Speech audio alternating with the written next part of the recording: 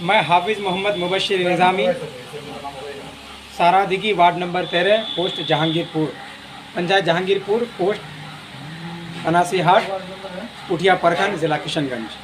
मैं अल्हम्दुलिल्लाह 2019 से मजलिस इत्तेहादुल मुस्लिमीन के साथ जुड़ा हूँ और मेहनत कर रहा हूँ। और अब अल्हम्दुलिल्लाह अब मुझे पार्टी ने जो है एक ज़िम्मेदारी यूथ सेक्रेटरी पुठिया पे जो है कार्यरत किया है। मैं इंशाअल्लाह इस पे खड़ा उतरूँगा जो उम्मीदें मुझसे पार्टी ने लगाया है। साथियों, इस पार्टी में जुड़ने का मेरा जो मेन मकसद है वो सिर्फ़ ये है कि इस वक्त मुल्क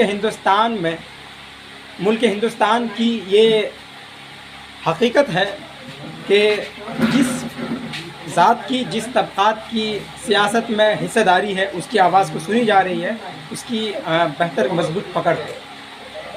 असदुद्दीन अवैसी साहब, अकबरुद्दीन अवैसी साहब, मजलिस इत्तेहादुल मुस्लिमीन के तमाम तर लीडरान की शुरू से ही ये कोशिश रही है कि हिंदुस्तान में चाहे वो किसी भी धर्म, किसी भी मज़हब से ताल्लुक़ रखने वाला हो, दलित हो, महादलित हो, ST, OBC, अल्पसंख्यक मुस्लिम हो या मेरे हिंदू भाई हों, वो तमाम तर तबक़ात जिनकी आवाज़ को हिंदुस्तान में दबाया जा रहा है, जिनकी कोई सुनने वाला नहीं है, उनकी एक मजबूत और तवाना आवाज़ का नाम जनाब बैरिस्टर असदुद्दीन अवैसी साहब है।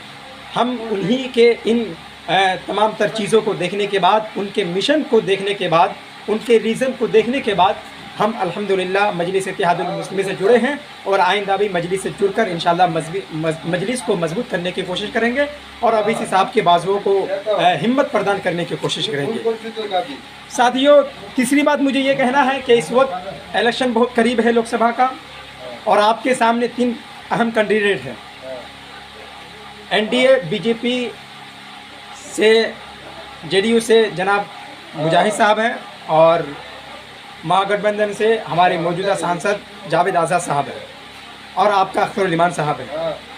साथियों, आपने 5 साल डॉक्टर जावेद साहब को देखा और चूँकि मैं पुठिया से हूँ, मेरे आबा व अजदाद कांग्रेसी रहे हैं और पुठिया के जो हालात हैं और पुठिया के जो मंज़र है मैं वो ज़्यादा बेहतर जानता हूँ।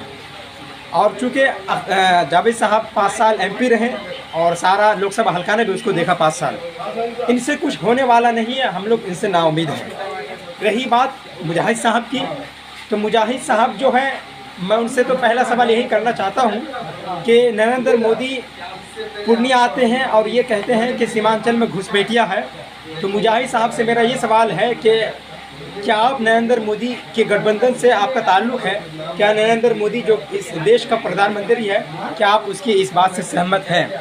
अगर सहमत हैं तो फिर कोई बात नहीं, और अगर सहमत नहीं है तो आप क्यों कर उस पार्टी में, उसके पार्टी से जुड़कर आपकी पार्टी वहाँ जो गठबंधन है, आप क्यों नहीं इस्तीफ़ा देकर के आप निर्दलीय लड़ते हैं? अगर आप निर्दलीय लड़ते हैं तो मुबश्शिर आपका झंडा उठाने को तैयार है।